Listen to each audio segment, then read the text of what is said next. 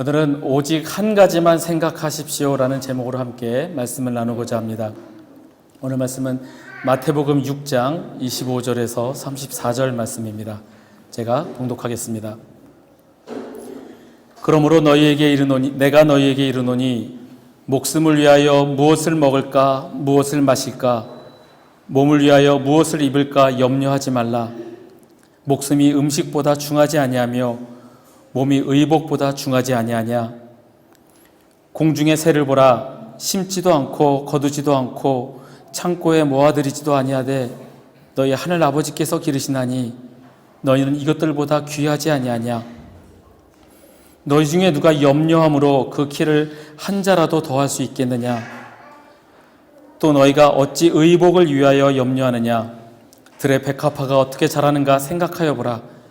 수고도 아니하고 길쌈도 아니하느니라. 그러나 내가 너희에게 말하노니 솔로몬의 모든 영광으로도 입은 것이 이 꽃 하나만 갖지 못하였느니라.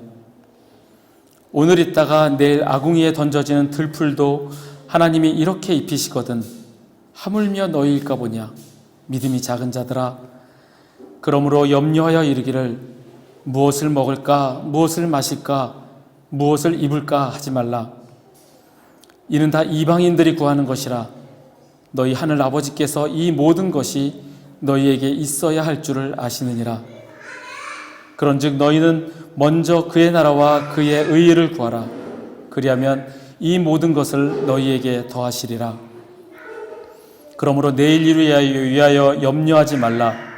내일 일은 내일이 염려할 것이요 한날의 괴로움은 그날로 족하니라. 아멘. 이스털린의 법칙이라는 게 있습니다. 혹시 들어보셨는지 모르겠습니다. 이 이스털린의 법칙이라는 것은 연간 수입이 7만 5천 달러, 그러니까 우리나라 돈으로 한 9,500만 원 이상이 되면 돈과 행복 간에는 별 상관관계가 없다라는 그런 법칙입니다.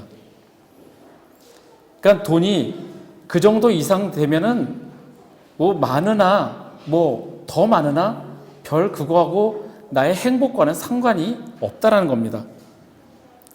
이 오랫동안 행복이라는 것에 대해서 연구해온 로버트 월딩어 하버드 의대 교수는 이 이스털린의 법칙을 인용하면서 행복은 부나 명예, 학벌이 아닌 관계에 있다라고 주장하였습니다. 그러니까 행복한 사람은 관계와 경험을 중시하고 행복하지 않은 사람은 비교에 집착한다라는 겁니다. 이게 미국 기준으로 7만 5천 불, 우리 돈으로 9,500만 원, 한 뭐 1억 정도 되면 아마 미국의 그런 생활 수준이나 이런 게 우리보다 좀 높으니까 아마 우리나라 기준으로 따지면 조금 낮을 수는 있겠죠. 물론 제가 그만한 돈을 벌어보지 못했기 때문에 이 돈과 행복의 상관관계에 대해서는 잘 모르겠지만 이 돈이 행복의 기준이 아니라는 것은 우리가 잘 알고 있습니다. 우리가 지금 여기 말레이시아에 살고 있는데 이곳 말레이시아에 살면서 한국에는 있는데 여기에는 없어서 제일 아쉬운 게 혹시 여러분들은 뭔가요? 한국에 가면은 우리가 코스트코를 가죠. 코스트코가 여기 있으면 참 좋겠다라는 생각을 아마 많이 하실 겁니다. 근데 이 나라 정도의 구매력이면 코스트코가 있을만 한데 코스트코가 아직 안 들어와요. 아마 되게 아쉬운 생각이 들 겁니다. 그러면 코스트코 하면은 제일 먼저 떠오르는 게 여러분은 뭔가요? 제일 먼저 떠오르는 거 코스트코 하면 뭐라고? 코스트코 하면 저는 제일 먼저 떠오르는 게 핫도그예요. 계산대를 나가서 그 메뉴판도 엄청나게 크죠. 핫도그 딱 해놓고 핫도그 플러스 음료수까지. 그 가격, 핫도그 가격이 혹시 얼마인지 기억하십니까? 가물가물하시죠? 예, 2,000원이었어요. 2,000원. 2,000원에 큰 핫도그하고 음료수까지. 그게 미국에서는 한 1.5달러 정도 한다라고 합니다. 그 핫도그가 출시된 지 1985년에 그 핫도그가 처음 나왔다고 합니다. 그때 가격이 1.5달러. 우리나라 돈으로 그대로 우리나라에도 처음 들어왔어요. 2,000원입니다. 자, 지금 우리가 이제 한국에서 떠나온 지 몇 년 됐는데 지금 코스트코의 핫도그가 얼마일까요? 옛날에 2,000원이었어요. 지금은 얼마일까요? 지금도 2,000원입니다. 그러면 이 사람들은 이 핫도그를 팔면서 돈을 벌까요?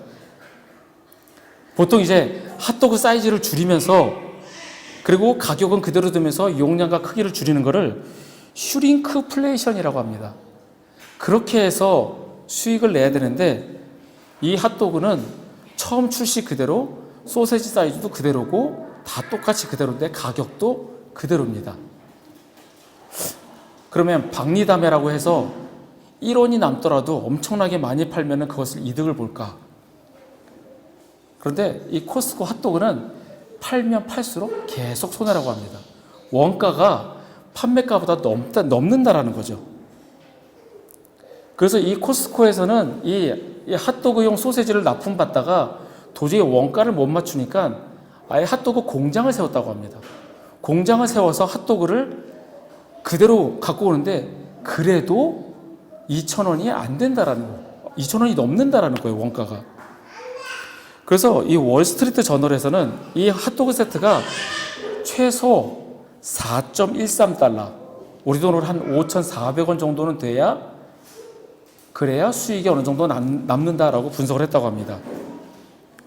그런데 최근에 코스트코 CEO가 CNBC하고 인터뷰를 하면서 핫도그 세트 가격을 올릴 계획이 전혀 없다라고 얘기를 했습니다.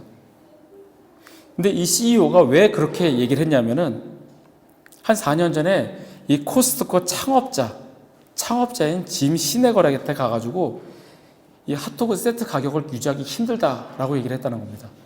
그랬더니 이 창업자가 핫도그 가격을 건드리면 가만 안 두겠다고 위협을 했다고 합니다. 이 창업자 생각에 핫도그 가격은 그대로 무조건 1.5달러를 유지해야 한다는 겁니다.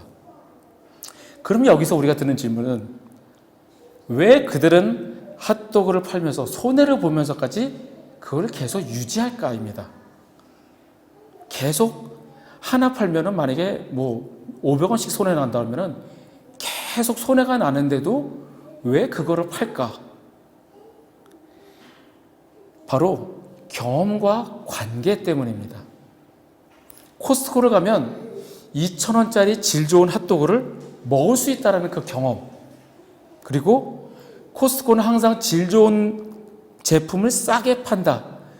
그래서 나는 그들한테 아주 믿음을 가지고 있고 그런 관계를 생각하기 때문에 이 코스트코에서는 핫도그 가격을 절대 안 올린다는 겁니다. 비즈니스에서도 이 관계를 제일 중요시해서 손해를 보면서까지도 이렇게 합니다. 우리가 사는 인간 사회 역시 관계가 제일 중요합니다. 돈이 아무리 많은들 관계가 안 좋으면 혼자서 외롭게 살다가 그러다 가겠죠. 인간 사회 역시 관계가 제일 중요합니다. 그러면 하나님을 믿는 우리에게 제일 중요한 것은 무엇일까요? 다들 짐작하시겠지만 하나님과의 관계입니다. 주님과의 관계가 우리에게 있어서는 제일 중요합니다.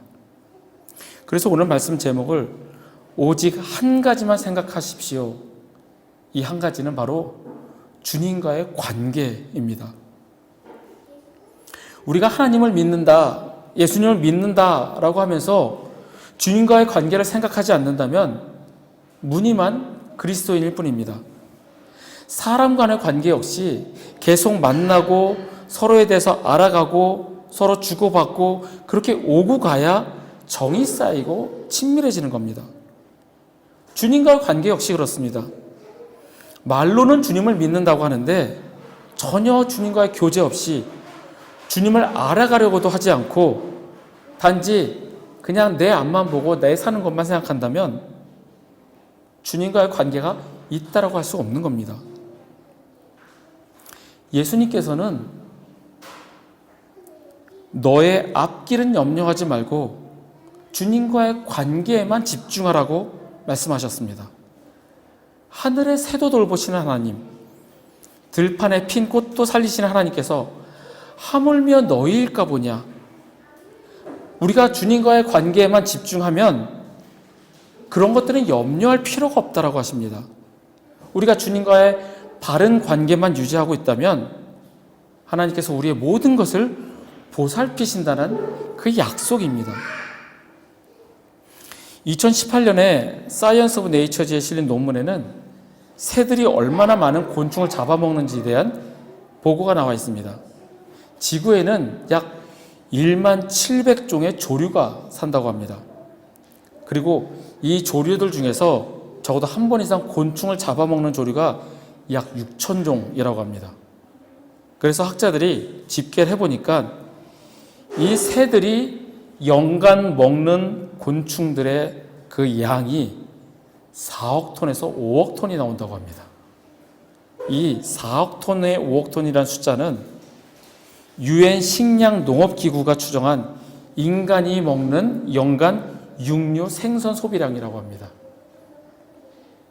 새들이 1만 700종의 새 중에서 곤충을 먹는 6,000종의 새들이 먹는 곤충의 양이 4억 톤, 5억 톤이라는 얘기면 4억 톤에 되는 곤충을 공급이 계속 되어진다는 거죠. 이거를 우리가 그거 자연이니까 라고 생각할 수는 없는 겁니다. 분명히 누군가가 창조하였고 그 창조한 것들을 그렇게 우리는 생각할 수 없게끔 톱니바퀴가 맞물려 돌아가듯이 그렇게 움직이도록 만드신 분이 바로 우리가 믿는 하나님이시라는 사실입니다. 이렇게 세상을 모든 것을 주관하시는 하나님을 믿는다면, 새들도 곤충을 공급해서 먹이시는 하나님을 우리가 믿는다면 우리는 하나님을 의지하지 않을 수가 없는 겁니다. 하물며 너희일까 보냐. 새들도 들의 백합화도 살리시는 하나님께서 하물며 너희일까 보냐. 단지 주님과의 관계에만 집중하라. 이렇게 말씀을 하시는 겁니다. 우리가 주님과의 관계에만 집중하면 다른 것은 걱정할 필요도 염려할 필요도 없는 겁니다. 그러면 우리가 주님과의 관계를 잘 유지하기 위해서 우리는 무엇을 해야 될까요? 저는 지금까지 신앙생활하면서 어떻게 신앙생활을 잘해야 될까? 주님과의 관계를 어떻게 유지할까? 주님과 교제를 할까? 답은 늘 하나예요. 말씀과 기도입니다.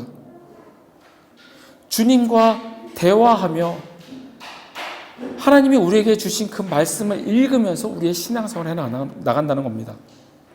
제일 먼저는 말씀을 읽는 겁니다. 그냥 일단 성경을 읽는 것이 중요합니다. 하나님의 말씀은 단지 그냥 책이 아니라 세상과 우리 안에서 벌어지는 모든 일, 이 모든 일의 기초가 되는 것이 바로 하나님의 말씀, 성경입니다. 하나님이 말씀하시면 그 말씀대로 이루어집니다. 그래서 우리가 그 말씀을 통해서 우리가 지금 존재하게 되고, 그래서 성경은 하나님이 말씀하실 때 생겨나거나 존재되는 그런 일들의 이야기입니다.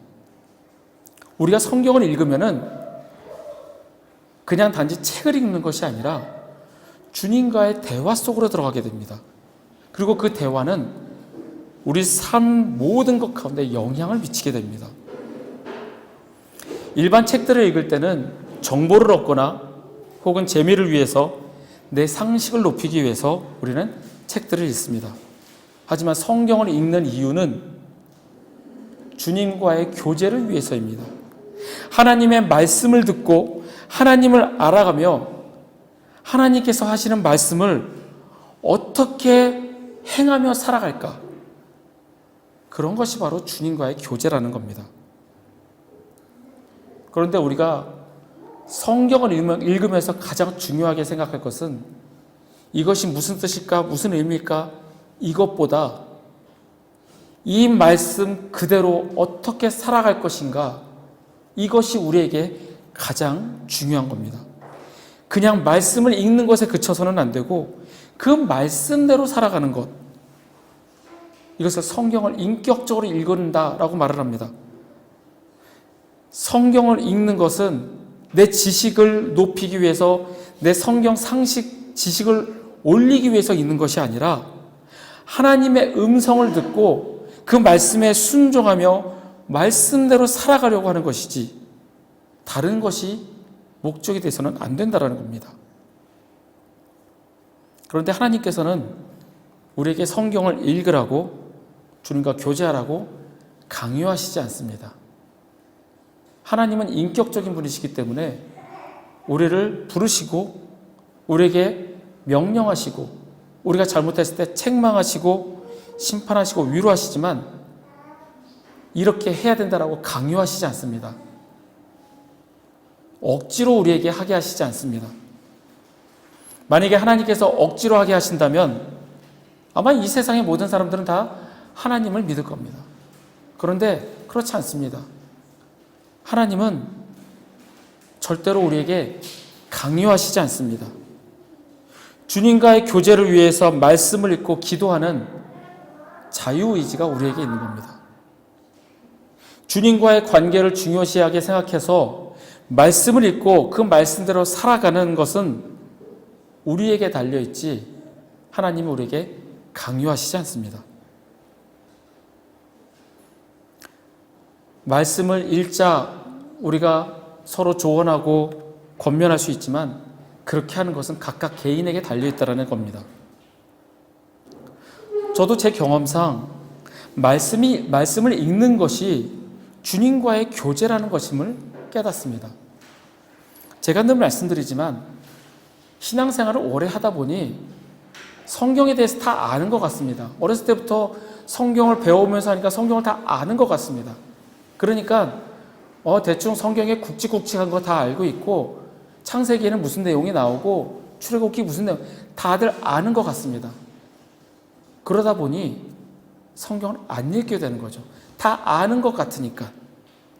그런데 말씀을 읽어가면서 깨닫는 것은 몰랐던 사실을 깨닫기도 하지만 그 안에서 하나님이 주시는 음성을 듣는 거라는 겁니다. 예전에는 그 말씀 속에서 미처 깨닫지 못하고 느끼지 못했던 것을 오늘은 그 말씀을 읽었을 때 하나님의 음성이 들리고 그 말씀대로 살아가야겠다라는 그 마음이 든다는 겁니다.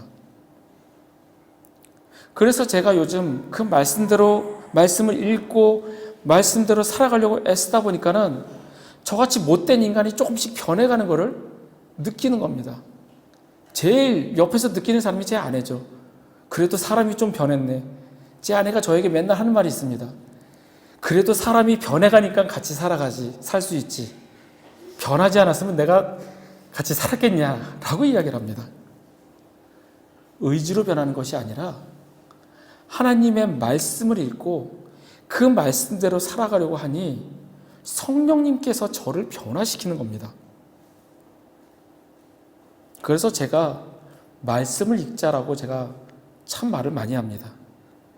하나님의 음성을 듣고 그 말씀대로 살아가고 주님 앞에 엎드려 순종하기를 결심하고 그렇게 말씀대로 살아가시는 저와 여러분이 되면 좋겠습니다.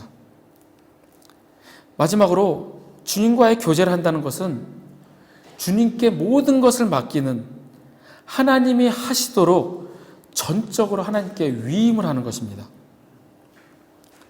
믿음의 조상 아브라함과 그의 조카 롯이 있습니다. 그들이 함께 고향을 떠나서 왔다가 각자의 부족 숫자가 점점 늘어나니 이제는 종들이 자꾸 싸우게 됩니다. 그래서 아브라함이 생각하기를 이제는 조카하고 갈라서야 할 때라고 생각을 합니다. 그래서 아브라함이 삼촌이고 어른이니까 내가 갖고 싶은 땅을 먼저 정해도 됩니다. 그런데 아브라함은 조카 롯에게 양보를 합니다. 내가 좌하면 나는 우하고 내가 우하면 나는 좌하리라. 아브라함이 이렇게 양보를 하는 것에는 하나님을 향한 전적인 믿음과 위임이 있기 때문입니다. 어느 곳을 가더라도 인도하시는 하나님, 아무리 황량하고 황폐해 보이는 땅이라도 하나님이 함께 하시면 옥토가 될 것이라는 그 믿음, 그 아브라함의 믿음이 바로 하나님이 하시도록 전적으로 위임하는 그 아브라함의 믿음이라는 겁니다. 아브라함은 주님을 전적으로 의지하고 신뢰했기에 주님과의 교제가 늘 있었던 사람입니다. 그래서 우리는 그를 믿음의 조상이라고 부릅니다. 주님을 전적으로 믿고 교제함으로 인정받은 아브라함입니다. 하나님과 우리와의 관계에서는 우리가 굳이 하나님께 무언가를 드리지 않아도 주님 우리에게 한없는 은혜를 베풀어 주십니다. 아무리 돈을 많이 바친다 한들 그것이 주님의 마음을 만족하게 할 수 없습니다. 교회에서 많이 봉사한다고 해서 그것이 주님과의 교제가 되지 않습니다. 저 역시 주의 일을 감당한다라고는 하지만 만약에 내 욕심을 위하여, 나의 이익을 위하여 다른 무언가를 위해서 이 일을 한다면 주님과의 교제가 아닌 단지 내 욕심을 이루고자 주님을 이용하는 사람일 뿐이 되게 됩니다. 주님이 우리에게 원하시는 것은 주님과의 교제입니다. 주님과 긴밀한 관계를 유지할 때 우리는 주님께 전적으로 맡기고 주님께 모든 것을 위임하는 그런 사람이 될 수 있습니다. 늘 내 힘으로 하려고 하고 내 의지로 하려고 한다면, 그것이 그렇게 습관이 되어 있고 훈련되어져 있다면 주님을 의지하려는 생각은 하지 않게 됩니다. 우리가 하나님이 전지전능하심을 믿는다면, 그 하나님이 내 삶 가운데 역사하심을 믿는다면 우리는 그분 앞에 겸손히 무릎 꿇고 주님 앞에 순종해야 합니다. 이것이 주님께 전적으로 위임하고 주님의 방식대로 하게끔 살아가는 것입니다. 아무리 내 생각과 달라도 그의 역사하심에 순종하겠다라는 의지입니다. 하나님이 일하시는 방법에 내 생각을 집어넣어서 간섭하고 내 뜻대로 하지 않겠다라는 것이 주님께 위임하는 것입니다.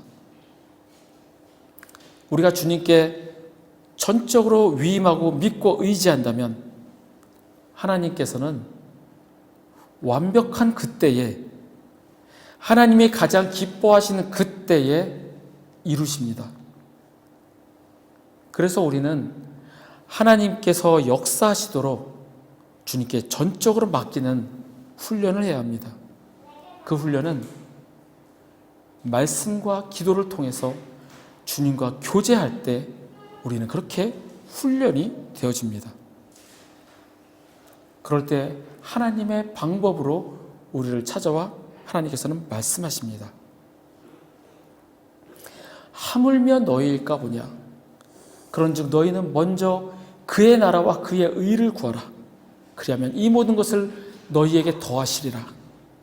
그의 나라와 그의 의를 구하는 것, 거창하게 내가 무언가를 하겠습니다 이것이 아니라 주님과의 관계에만 집중하라. 그리하면 이 모든 것을 너희에게 더하시리라 약속하십니다.